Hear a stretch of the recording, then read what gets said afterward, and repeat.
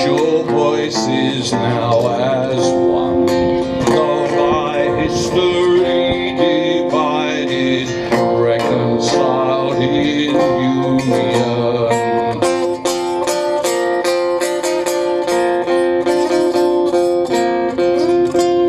Though by history divided, reconciled in union. Throw off now the chains of ancient bitterness and enmity.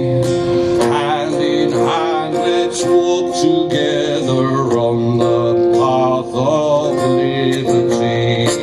Hearken, you dawn is breaking, raise your voices now as one. Though by history divided, reconciled in union.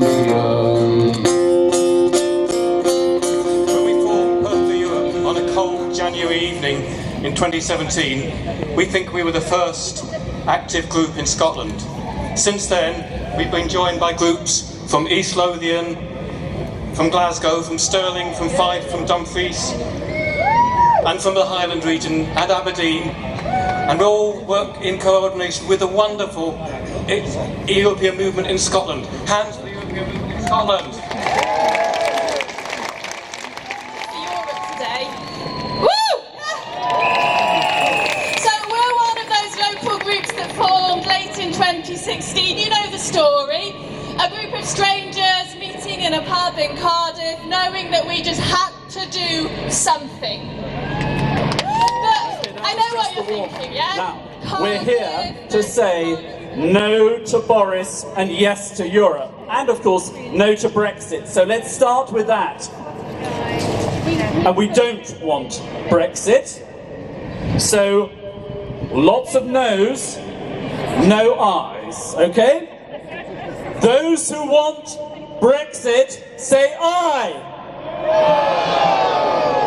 Those who don't want Brexit, say no! The no's have it! The no's have it! Now, Boris, when I say, do you want Boris, just be silent, okay? So those who want Boris, say aye. Those who don't want Boris, say no! I am the managing director of a company with 38 employees. I'm not a politician or a fat cat. I'm not from a rich family. I went to state schools, and I and the rest of my company have worked our butts off over the last 30 years to build up our business, trading with companies all around the world and selling ingredients to factories in the UK and Europe. My company and thousands like us are having to make drastic changes because of Brexit. We ship in and out of the UK every day. We can't risk letting down our customers in Europe and losing our business. And so we are having to divert half of our business to avoid the UK.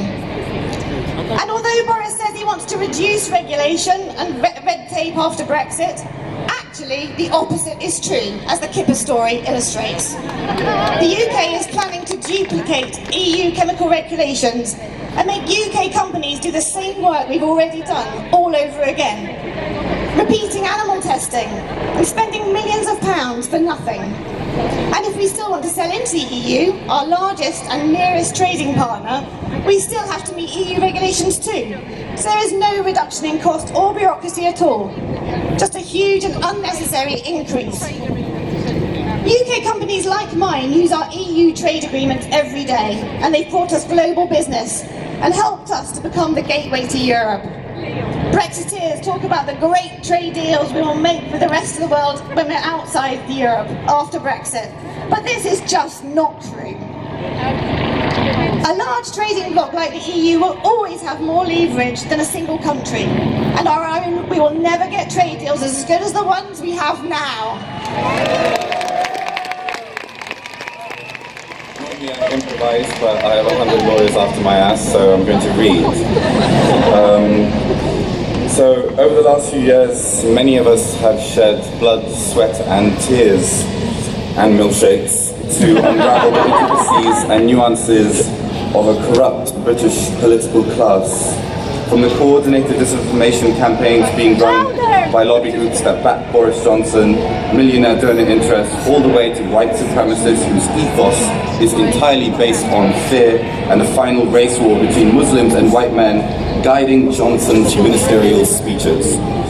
Whether it be myself, Carol Cadwallader, Open Democracy, The Byline Times, The Observer, The Smog, Doc Society, Christopher Wiley, Caroline Lucas Fairvote, and the hundreds of freelance journalists and activists involved who have tried our very best to show the British people that Britain can no longer be great under the rule of the Etonian elite.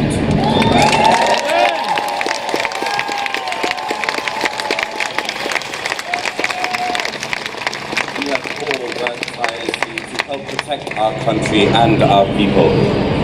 There is something deeply wrong with our system. We have seen the very foundations of democracy wither, age, and crumble.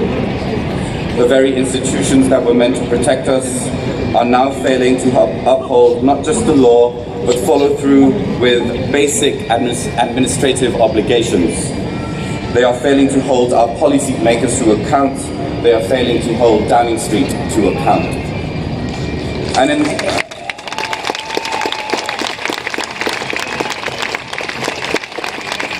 this long quest for power, people like Boris Johnson have put aside their moral principles for the sake of an elitist ideology that they feed themselves to ensure only their own success, only their own liberation, and only to ensure that their deep pockets are filled and their selfish desires are fulfilled.